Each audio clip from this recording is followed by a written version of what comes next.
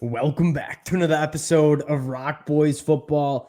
Ton of talent has entered the transfer portal the last couple of days, and I want to take a deep dive into this Ole Miss program and talk about some top targets that are emerging for Ole Miss in the transfer portal. We all know Lane Kiffin, this Ole Miss program, one of the more aggressive teams in terms of using the transfer portal to build their roster. And I mean, as evident of last year, Lane Kiffin's one of the better ones in the game at evaluating and grabbing really good players in the transfer portal. You look back at that 2023 class, and I mean, they hit on a lot of guys who were key contributors for Ole Miss in the 2023 season.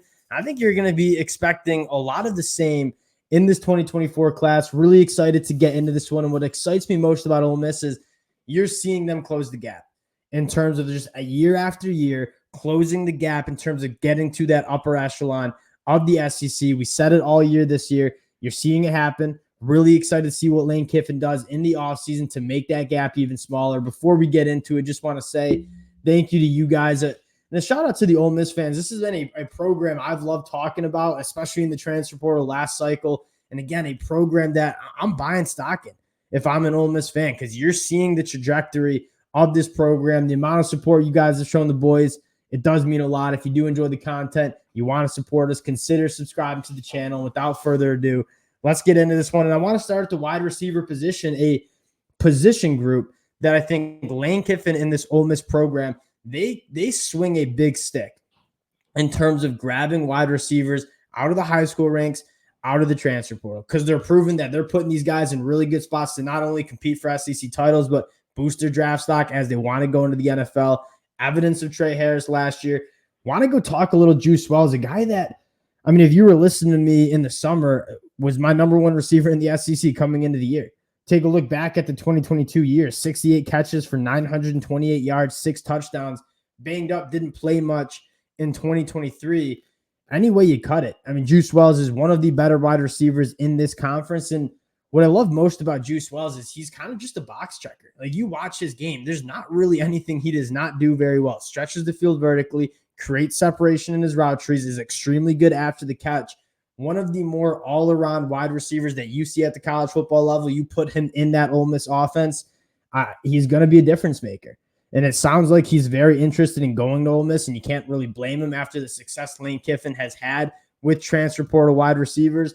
This is one of the crown jewels and crown targets of the Ole Miss transfer portal targets. Really excited to see if Lane Kiffin can swing Juice Wells, because, again, difference maker at that wide receiver position. Next guy I want to go to, and this is one that's kind of one of my personal favorites, has an offer from Ole Miss. That's tight end Daquan Wright coming from Virginia Tech. And why I'm such a fan of Daquan Wright, one, I've watched a lot of Virginia Tech ACC football.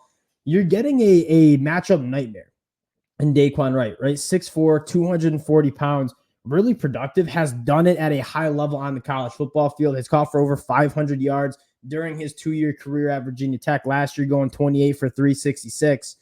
What I love most about him, you see the frame, right? 6'4", 240, an 11-100 meter dash time. And for those who maybe aren't familiar with the track times, an 11-1 is wide receiver level speed. And so you're getting a guy with a tight end body with wide receiver movement skills, an offensive weapon, and a guy that, you know, if he gets into this Ole Miss offense, Lane Kiffin is going to have a field day in moving Daquan Wright around, trying to find the right matchups. Again, one of those guys that you want to stick a linebacker on him, try to have him carry him up the seam. Daquan Wright's going to run right by a backer. You want to put a safety on him. I mean, he's 6'4", 240 pounds. That's a big frame for a safety to deal with. Matchup nightmare. One of my favorite players in this transfer portal class, and man, would I love to see him in this Ole Miss offense. Next position group I want to go to, and this is probably the hardest position to address in the transfer portal, but it does sound like Ole Miss making some traction on the offensive line in terms of transfer portal targets. Going out to Carter Smith at Indiana, and again, it's hard to find starting caliber offensive linemen in the transfer portal because every team wants them, and not many of them are in the transfer portal. Carter Smith is one of them. Started all 12 games at Indiana, faced 438 pass pro sets, only gave up 19 hurries. As a Big Ten guy, Michigan fan, Carter Smith is, in my mind, a plug-and-play starter at a tackle position. Really, really excited to see if Ole Miss can swing him. And at the end of the day, Ole Miss fans know this. Most college football fans know this. You need to have depth and talent on the offensive line. Carter Smith, the guy that's only going into his 3rd year of college football. So could be in Oxford for a little bit, scheduled an official visit this weekend in Oxford. We'll see if Ole Miss can kind of shut the door on that one, get Carter Smith locked in to the Ole Miss Rebels, one of my favorite tackles in the transfer portal class.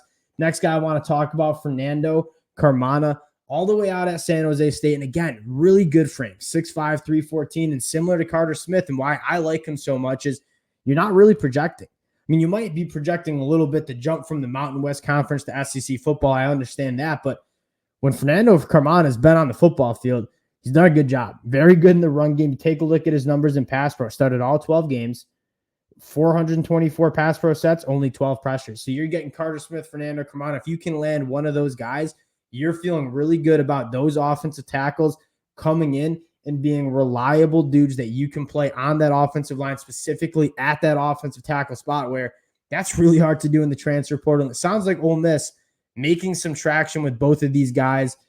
Want to flip sides, talk a little bit about the defense. And this is where I think Lane Kiffin is really closing that gap. You know, Ole Miss, they're going to have an offense that can put up points. Can you get that defense to a top-tier SEC level? You're seeing it get better year after year after year. I think this was the year where you really thought that this front seven for Ole Miss finally kind of looked like an upper echelon SEC defense. They're going to continue to try to build that. And again, we're going to start on the defensive line and talk about a guy from Middle Tennessee State, Mississippi native, played a lot of college football, and that is Marley Cook. He's going to be a guy that's coveted, right? One of the better defensive linemen on the inside that you see across the transfer portal. What I love most about Marley Cook, and kind of buzzing because we have two Middle Tennessee State kids that we're going to talk about, so watched a couple of their games. He's kind of a fire hydrant, right? He's not necessarily the biggest 300-plus guy, but 6'2", plays with the low pad level, really, really good first step off the line of scrimmage. A guy that's going to be, whether he's a starter, whether he's a rotational piece, a really good player for the Ole Miss Rebels if he decides to go to Oxford. You look at some of the numbers, 19 TFLs, 10.5 sacks over his career in 2023, 14 run stops, 14 quarterback hurries. So a guy on the inside that can be a presence in the run game, can get after the passer as well. At the end of the day, on the defensive line, I think depth is such a priority. And you look at the blueprint, right? The Georgia Bulldogs, the Michigan Wolverines. Why are their defensive lines so good? Not only do they have some star talent, but they have a ton of depth. They're rotating those guys in and out throughout a game and throughout a season. And when you have Ole Miss and running that offense that runs so fast, you want to have guys on defense that you can rotate in and out because they're going to be on the field a lot. Marley Cook would be a massive addition in terms of the depth and talent on that defensive line. Going to the next level here, and we're going to go to Sam Brunfield from Middle Tennessee State. We got two guys I want to talk about the linebacker spot. Sam Brunfield, big fan of him, kind of a kind of ball magnet. Like, he's all over the football field, always finding the football. You take a look at his numbers from 2023, 81 tackles, 24 run stops. And this guy is a force in the middle of the field, filling gaps. I really like his game. 5'11", maybe a little bit on the shorter, smaller side, but he goes sideline to sideline, has some really good instincts. The next guy I want to talk about, Chris Paul from Arkansas, visiting Ole Miss this weekend. This one could kind of wrap up relatively quickly. Chris Paul was one of the better linebackers in the SEC, leaving Arkansas because it, quite frankly, just a little bit of a dumpster fire there. In my mind, the best linebacker in the transfer portal. You get Chris Paul into this program, you're feeling really good about your linebacker spot. And this is something that Ole Miss has done really, really good. The last couple of years, I mean, they take veteran linebackers who are looking for one more year of eligibility, plug and play for Ole Miss on that defense side of the ball, and have gotten really good play from them the last couple of years. Chris Paul kind of fitting that MO for Ole Miss. Last guy I want to talk about here, going back to the secondary, guy that Ole Miss, again, making some traction for, Key Lawrence. And again, one of my favorite parts about Key Lawrence, I feel like I'm a little bit of a broken record, has played a lot of football, right? Started his career off at Tennessee, played 3 years at Oklahoma, going into his 5th year. This is a guy that over his career, 157 tackles, 10 TFLs, 3 interceptions, 10 passes defended. A guy that can come up into the box and be a difference maker in terms of stopping the run. Can be a guy that you match up on a tight end or kind of that nickel role, or be playing that center field spot in that secondary. Can do a lot of different things. Offers Ole Miss a lot of position versatility and schematic versatility. When you can acquire guys who've played a lot of football at a high level at Oklahoma, at Tennessee, those are the type of guys that you want to go get in the transfer portal. And that's really why Ole Miss has had so much success using the transfer portal, getting guys who played a lot of football at the college level.